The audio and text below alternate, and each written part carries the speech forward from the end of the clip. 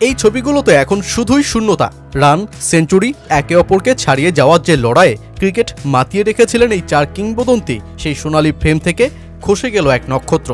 সেঞ্চুরির লড়াইয়ে কিং কোহলি টেনে নিলেন নিজের শেষ লাইনটা।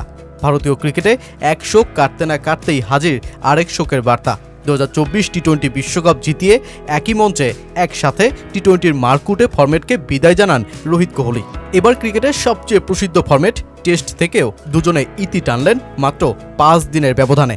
নেতৃত্ব, ব্যাটিং শক্তি আর প্রতিপক্ষের মানসিকতা নিয়ে খেলতে জানা এই দুই ব্যাটারকে হারিয়ে এখন ভারতীয় দল কঠিন চাপের সামনে। দেশটার আরেক কিংবদন্তি যিনি কদিন আগেই ছেড়েছেন টেস্ট, সেই রবিচন্দ্রন আশ্বিন তো বলছেন এখন থেকেই সত্যিকারের গৌতম গম্ভীরের যুগের শুরুটা হচ্ছে। আর ইংলিশ অলরাউন্ডার মঈন আলী তো বলছেন দুজনার এই সিদ্ধান্ত আসন্ন সিরিজে ইংল্যান্ডকে করছে বুস্ট আপ। 7 মে হঠাৎ টেস্ট ক্রিকেট থেকে অবসরের ঘোষণা দেন রোহিত শর্মা। তাকে নিয়ে এমনিতেই আলোচনা চলেছিল অবসরের বিষয়, কিন্তু তবুও তার আকস্মিক টেস্ট বিদায় অবাক করেছে ক্রিকেট বিশ্বকে।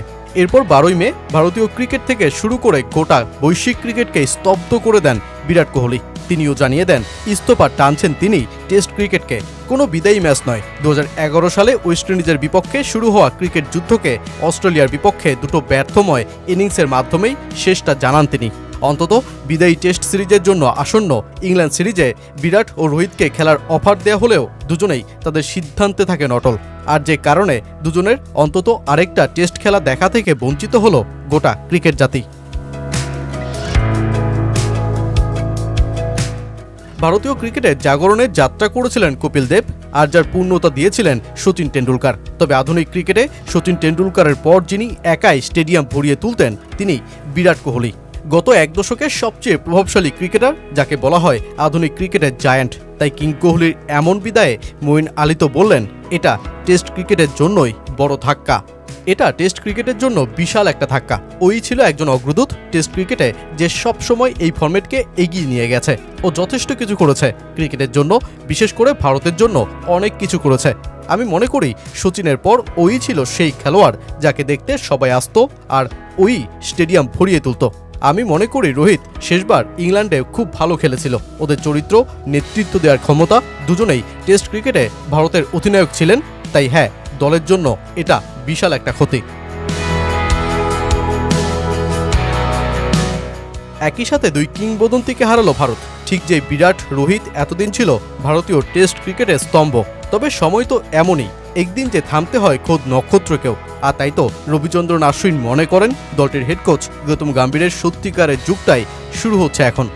আমরা ভাবিনি যে তারা দুজনে একসঙ্গে অবসরে যাবে। এটা ভারতীয় ক্রিকেটের জন্য পরীক্ষার সময়। আমি বলবো এখন থেকে শুরু হচ্ছে সত্যিকারের গৌতম গম্ভীরের যুগ। তাদের অবসর অবশ্যই নেতৃত্বের শূন্যতা তৈরি করবে। আপনি অভিজ্ঞতা কিনতে পারবেন না, বিশেষ করে এই ধরনের সফরে। বিরাটের প্রাণশক্তি এবং রোহিতের ধৈর্যের অভাব অনুভব করবে দল। আসন্ন ইংল্যান্ড সিরিজে ভারতীয় দলে থাকছেন না বিরাট, রোহিত। এই দুজনার চ্যাপ্টার শেষ হতেই প্রশ্ন, তবে কে হচ্ছেন নতুন অধিনায়ক? নাকি জাসপ্রীত বুমরাই ভারতীয় টেস্টে সামলাবেন এই গুরু দায়িত্ব? কে হবেন রোহিত পরবর্তী যুগের ওপেনার? আর বিরাট কোহলির 4 নং পজিশন আঁকড়ে ধরবেন কে? যে প্রশ্নের উত্তর দেয়া সহজ হচ্ছে না মোটেও।